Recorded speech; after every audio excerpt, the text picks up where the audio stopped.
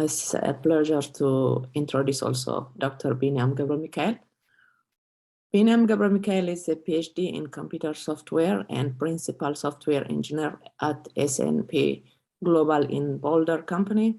He has been working on Tigrinya digitalization since 2002 as an implementation engineer for academic research projects.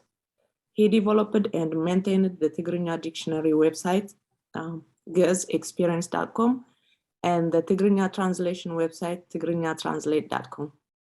Currently, Biniam leads the language team at Serret Foundation that is actively working on projects such as spelling checkers, OCR, and building Tigrinya corpus. Thank you. Welcome, Dr. Biniam Gebremichael. Thank you, Rael, for the kind introduction. In today's talk, I'm going to speak about Tigrinya in Google Translate, the effort that was spent to add Tigrinya in Google and other platforms, also the experience, and then what have we learned? Should we use the same technique or should we change our approach? That is going to be the talk for today. So going back, any language needs a lot of support nowadays on the digital front.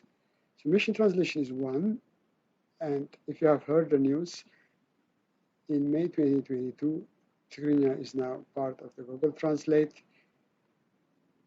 It's also now available in Microsoft and open source platforms.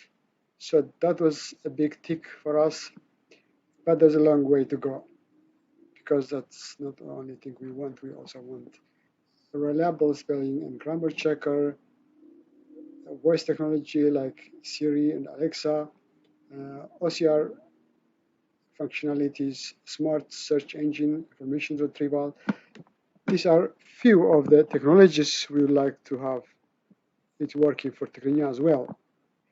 So in today's talk, should we continue working in the same fashion as we did with the translation, or should we change our approach when dealing with voice technology, spelling checker, and all the rest? That was the question I wanted to answer in this talk. So let me start with a brief history on how the Google Translate started and where we are now. So in 2016, Google added Amharic, and since then, me and many others are asking Google to add Tigrinya as well. So this has been communicated to Google via the feedback on Google Translate and also a lot of groups and mailing lists. But we haven't heard a positive answer. But on the other hand, the Tigrinya community was very interested. And if you can see on this Facebook post I did back in 2016, you can see a lot of interest. A lot of people liked it and they want to continue on this work. And there were a lot of discussion on how to do it a different way. Unfortunately, since Google did not come back to us, we almost gave up and we start to look for doing it ourselves. So this Tigrinya-translate.com was started by me and a few colleagues of mine. We start to do it ourselves. So at first our resources were very limited, so it was partially working, but over time it's been working good. So this did work until we have now Google Translate. And there was also other efforts. Travis Foundation in 2018, which was based in the Netherlands, also started to collect corpus, Tigrinya to English translation, and other related materials so that the translation can work this way as well. Later in 2020, there was a refreshed campaign to add Google to add Tigrinya in Google Translate. One of them was Samuel Solomon's petition in change.org, which also saw a huge interest by the Tigrinya community. There was also other campaigns on Facebook and YouTube, and another campaign was in November 2020 to improve the translation of Google Translate. This was done by Sarat Foundation, a foundation that I'm also involved in. So after many like these projects, finally, Tigrinya is now in Google Translate. At the same time, Bing Translator is also available for Tigrinya. Lesson.ai, which is an independent open source based application, was also available. Hugging Face is another open source project which also have Tigrinya Translate. So this short summary of the last 6 years. Finally, after 6 years, we can see now Tigrinya in Google Translate and other platforms. Now, let's see the lessons.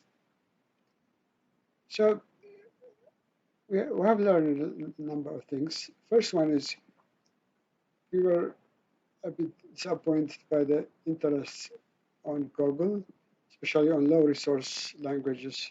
Their interest is very low. This is not surprising because Google is a profit-based company and Tigrinya might be on the low list of market shares or ROI-based priorities. Moreover, because Google or Microsoft are closed proprietary companies, the data is not usable for other purposes, so there's no access to the data that was collected by the community. And the code is also internal, there's no room for external experts to improve on it. So these are very limiting factors. That's what we saw. On the other hand, open source translators have a good advantage on this front. The data and the code is accessible to anybody. There is no dependency on companies. And might be surprising, but open source translations produce better results than Google and Microsoft. At first, it might be surprising, but if you think about it, open source projects for Tigrinya-related or for any low-level language, there are a lot of people who wants it to work, and they are very passionate, and they spend a lot of time on it. But on the other hand, for Google and Microsoft, they don't spend a lot of time on lower resource languages compared to the famous language like English and Spanish. So their interest is low, their investment is low on this, but on open source projects, these are conducted by native speakers, and there's a lot of efforts to them. So if you think about it, it's not surprising that open source translation for low resource language is better than whatever Google or Microsoft can produce. One example is lesson.ai. Lesson.ai, Smelash was supposed to present in this symposium, but because of illness, he was not able to participate. But if you read his paper, you can see that, especially for Tigrinya to English translation, Lesson produced better translation than Google and Microsoft. For English to Tigrinya, it's comparable in both platforms, but for Tigrinya to English, Lesson was better. So let's look one more time on the open source and the proprietary software. So we already know that in Google and Microsoft products, they are well integrated, they are easy to use, everybody knows how to use them. So they have this advantage of ease of use. And another advantage is there is no cost for developers. So whatever servers Google need, they will pay it themselves. So that's a good thing. But the disadvantage is that the data and code is closed. And the main disadvantage is because it depends on the profit or ROI return. So Tigrinya is disadvantaged when you compare Tigrinya together with other languages in respect to market share or return on investment. So this is a huge disadvantage for Tigrinya. On the other hand, open source has good advantages, like the data and the code is free. Anybody is welcome to contribute, and there's no dependency. Only dependency it has is the passion the developers show and the time they are willing to spend on it. Okay, one can say there are some disadvantages on open source. For example, it's not free, so whatever model you want to train or run, you need to pay for the server for it. Another one is it's not as easy to use, so you need extra plugins and stuff like that to make it work. And the third one is it's not as organized and the support is not as good as companies like Google and Microsoft. So there are disadvantages on open source, but these are improving over time and they are manageable. Let me see them one by one. Okay, so open source, most people say that it's not as easy to use, but it might be true like 10 years ago. I remember in 2011, I created a spell checker for Tigrinya, and it only works in OpenOffice. So I was telling people, okay, you need to install OpenOffice, you need to copy this here and that here, and that's how you will get the Tigrinya spell checker. But people were not willing to do that because they are used to Microsoft Office and they want to have that functionality in Microsoft Office. So the adoption of open source was not that great at that time. But now, if you can see this graph, this is specific for SMS softwares. And this was also 5 years old. I just was Googling it and I found this one. But if you Google a little bit harder, you could even find a recent graph. But this shows that open source was already at a much higher usability 5 years ago. Right now, it could be even higher. Another example is this one. This is a graph for spelling checkers. So which one is detecting all kind of spelling checks more accurately. So you can see Grammarly is one of the top, and there are also other open sources that were at the higher one. LanguageTool was one of the open source that we are also looking on a different project. So these have higher success rate compared to Microsoft Office, for example.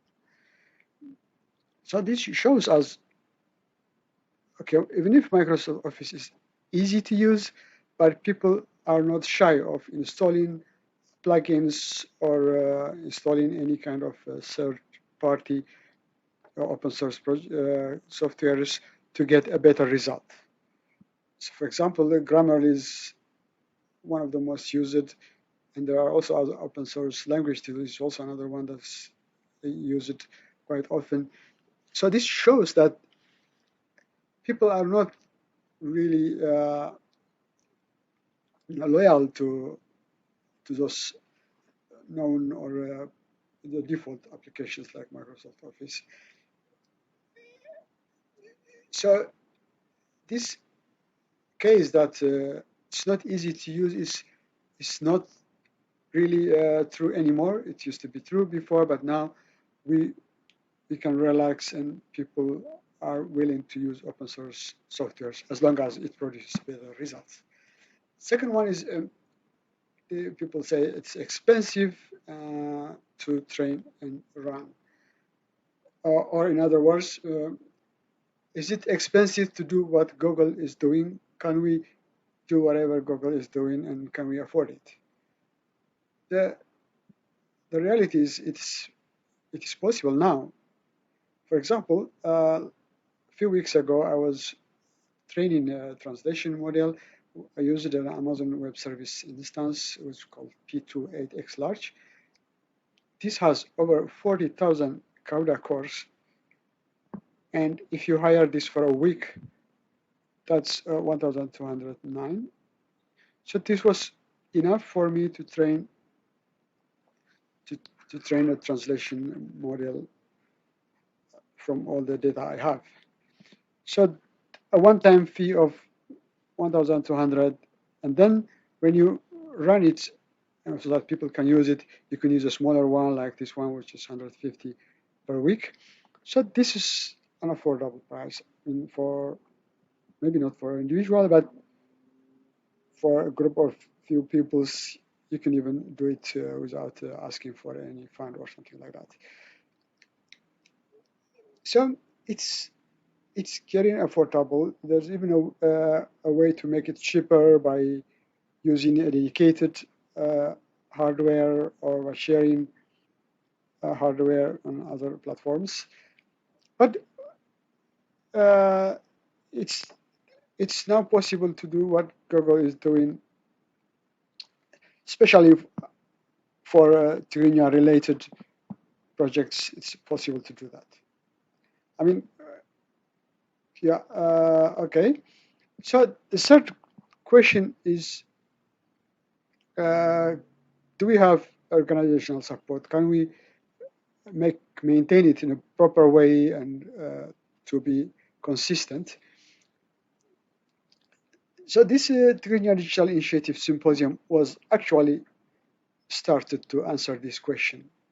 So I was discussing this with my team in Sarat Foundation, and one of the things we did is we need to know what are people doing, and we need to have a way to collaborate and know who is doing what. And this kind of symposium can help us organize it and manage our expectations and distribute the load. There are also GitHub projects that we are managing in Sarat Foundation. That's also another way of organizing ourselves. We're also thankful for institutes like UCLA and Stanford, which are willing to help us on this regard. So with all these resources we have right now, it's possible to organize and to work in one goal and a common direction and collectively in one goal. So if we have answered these three bottlenecks of open source, then we are better off continuing Tigrinya projects and open source projects rather than waiting for bigger companies to do the Tigrinya themselves for us. So in conclusion, my point can be summarized with one line. So Tigrinya digitization is a work of DIY. It's do it yourself.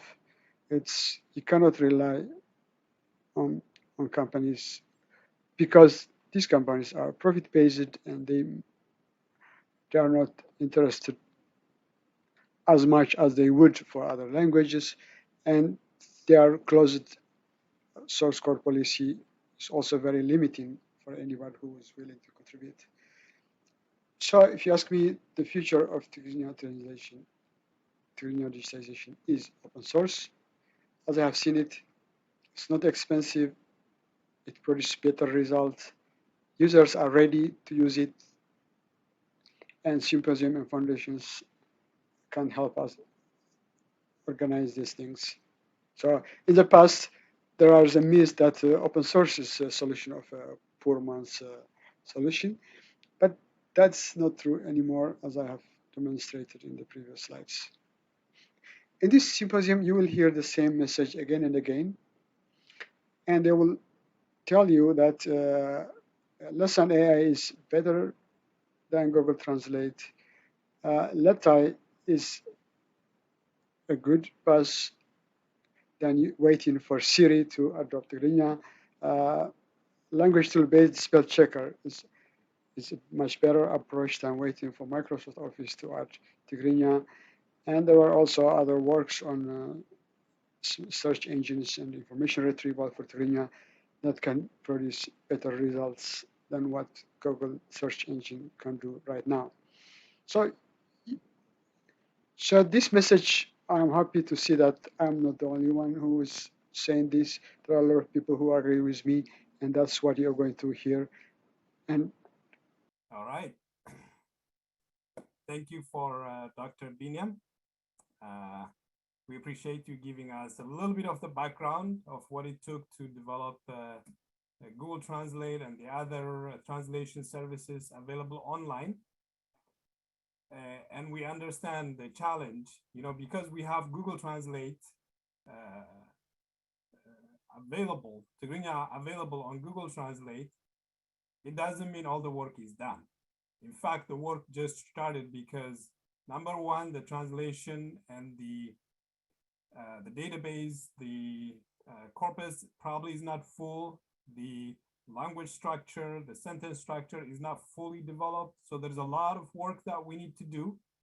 And those experts has a lot of challenge even to improve and perfect the translation services both on Google and on Microsoft Bing and other applications as well.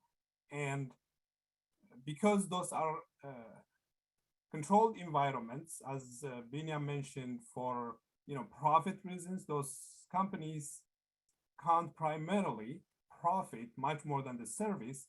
So we as beneficiaries, as users, as developers, will have to take what really makes sense for an effective language, effective translation, effective development. So we'll be able to have a, let's say, language translation that actually is complete in terms of understanding, in terms of full sentence structure and so on.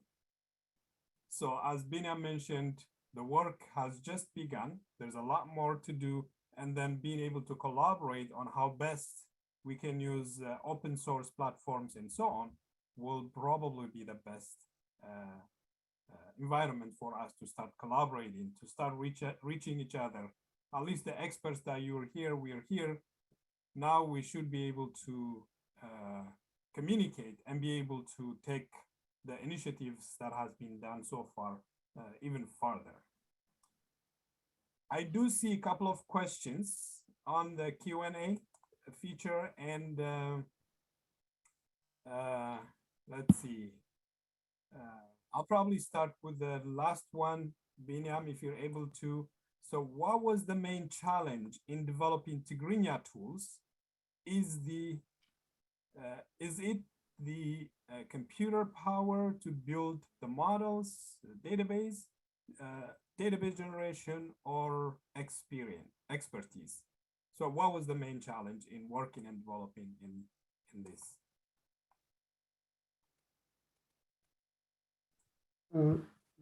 Yeah, I see the question.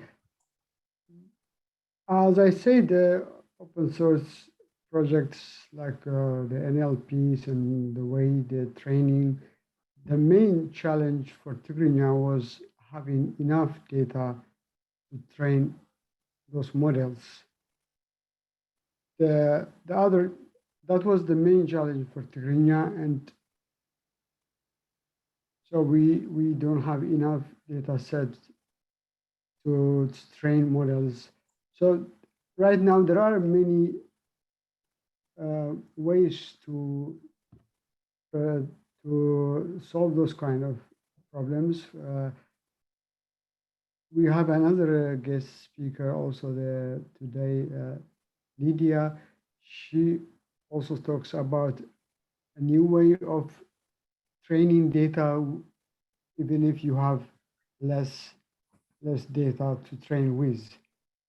So those kind of methodologies will help even if we have low data for Tigrinya. So that's the main challenge, and there are methods to solve that as well. People are working on those. Thank you, Biniam. The next question I see will there be funding or other source limitations in developing open sources? If so, how can anyone face this challenge and be successful in the open source projects? Maybe I can start a little bit on this, and then I can let Biniam continue on that.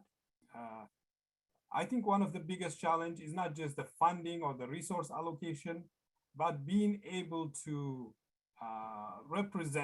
being able to present the language initiatives, the technology and language initiatives. And once we actually make it visible, once we come up and build projects together, then reaching out for funding, for resources would be a lot easier.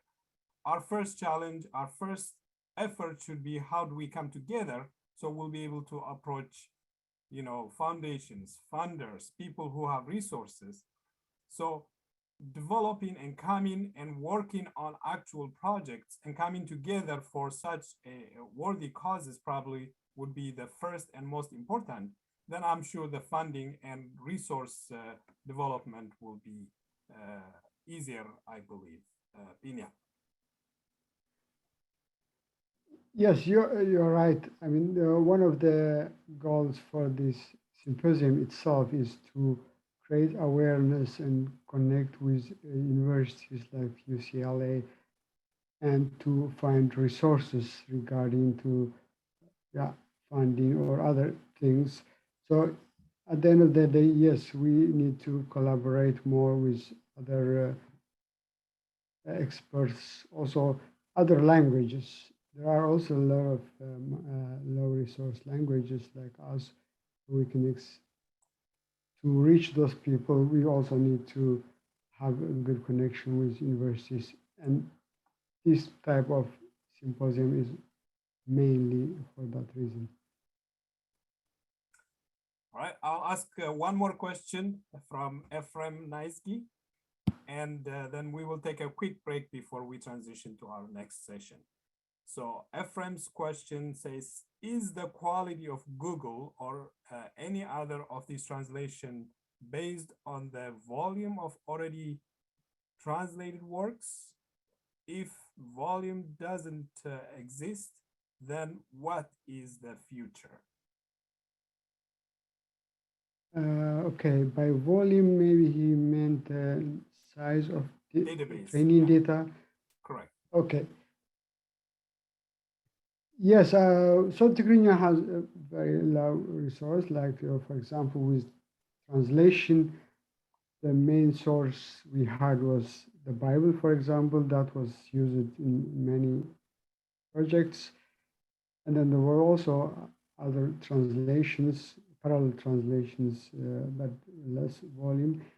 But as I said, there are also new methods on how to circumvent this kind of low volume problems by introducing new methods.